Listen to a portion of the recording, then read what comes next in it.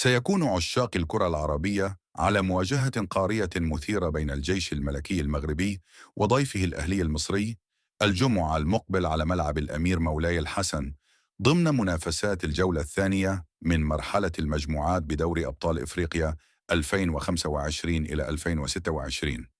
الأهلي استطاع أن يحقق فوزا عريضا في الجولة الأولى على شبيبة القبائل بنتيجة 4-1، بينما سقط الجيش الملكي في فخ الخسارة أمام يانغ أفريكانز 0-1.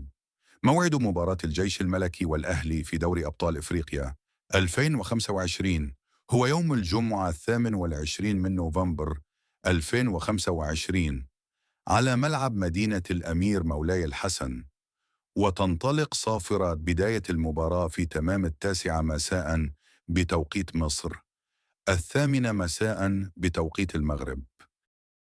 وخصصت الشبكة قناة بين سبورت اتش دي 1 لإذاعة المباراة المرتقبة بتعليق عربي.